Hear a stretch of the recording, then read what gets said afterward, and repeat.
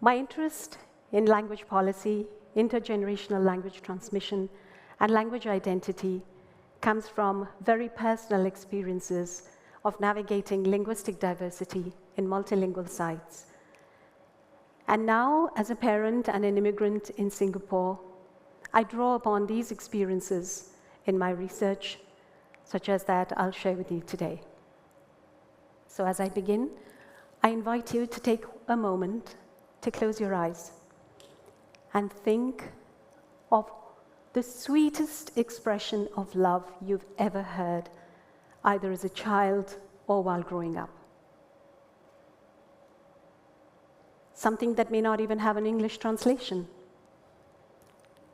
Now, whether you chose sayang, bao bao, or chelam, these words weren't just phrases, they held connection, love, and belonging. To the person who said that to you, but also to the previous generation. Because languages are not just tools of communication, they are connections. Now, take another moment and think, what if you woke up one day and that word was no longer used? No one spoke it, no one remembered it, and just like that, you lost that sense of connection. But languages don't disappear overnight. They slip away quietly in the moves between countries, in the transition between school and university, in the choices we make of languages to speak around the dinner table, and in what we choose to teach our children. And when that happens, it's not just words that are lost, but bridges between generations.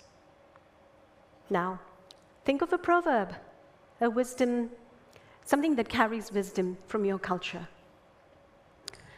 We all have them. They could be phrases that grandparents used to cautiously warn you, guide you, encourage you to do a certain action, or discourage you from something. We have them in our cultures, but here's the thing, they don't travel between languages. Now, take for example, pai ma pi literally translates to stroking a horse's butt, but is actually mocking someone for being a sycophant, for sucking up. And ni che bao lama isn't really about food. It's a greeting like, hey, how you doing? And in English, you can wish someone luck by saying, break a leg. But in my culture, that would be construed as a curse. So these expressions and phrases carry an invisible culture. But they require shared knowledge, in-group membership, and belonging for them to be understood. Let me demonstrate this through a joke, through humor. So quickly, which one's noisier? Bread or coffee? Well, obviously bread, because bread talk, but kopitiam. Now, if you grew up in Singapore, that probably clicked, because you got the illusion, you got the connection to the kopitiam and bread talk chains. And you even enjoyed the wordplay between tiam and diam, which means silent in Malay. But if you didn't, well, that was just a bit confusing then. So what you just experienced is the gap between language and culture.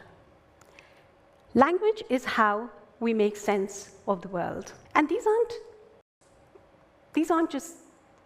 the only examples. Think of English. We have different words for blue and green. But in Vietnamese, you use the same word for both the colors. And in Russian, you have different terms for different shades of blue. And people who grew up speaking Russian actually can distinguish between these colors much faster than speakers of English. But these aren't just cute linguistic quirks.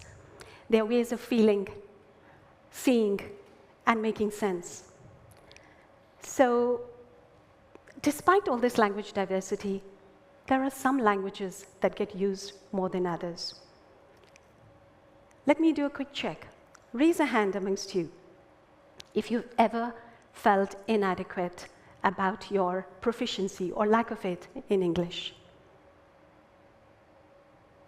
I know I have. Thank you. Now raise another hand if you felt a similar embarrassment about your mother tongue. Thank you. What just happened here are your aspirations and language preferences that are not just personal, but shaped by decades and generations of colonization, globalization, policy choices, and prestige hierarchies. And what happens when these factors privilege certain languages and diminish others? What happens when languages fade out of our lives? What happens to our sense of community and identity? These are some of the questions my colleagues and I explore in our research, such as those of Singapore. These are the stories that are woven into the fabric of this nation. So, if I could for a moment teleport you to the messy, noisy, bustling trade port that Singapore was in colonial times, you would hear a wonderful babble of languages. Malay was commonly spoken and understood by nearly everyone.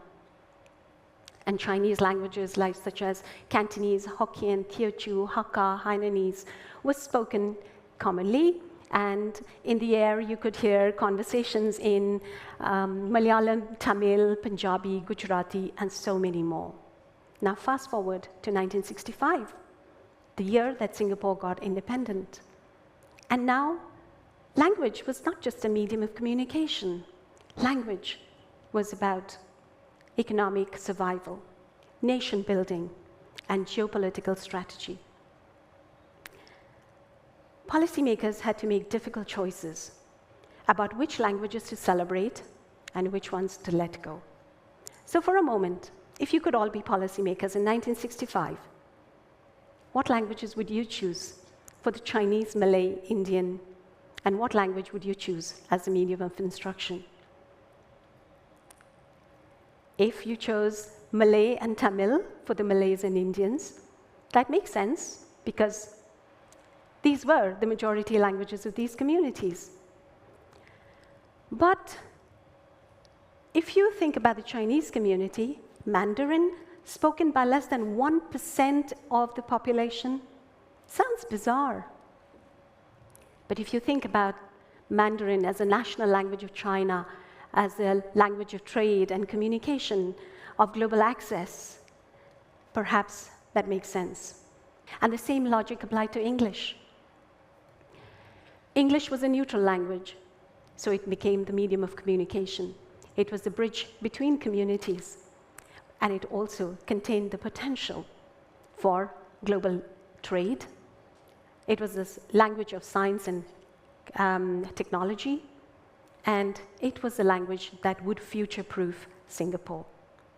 So, given these geopolitical, economic, and community reasons, Tamil, Malay, Mandarin, and English became the official four. But the population didn't just change its language practices. They didn't just rally behind these CMIO, Chinese, Malay, Indian, other identities. So policymakers turned to language campaigns. Speak Mandarin, not dialect, Bulan Bahasa, Tamil Language Festival, and even Speak Good English movement. And by the way, they continue even today. These policies and campaigns cemented language identities. They consolidated the four community languages.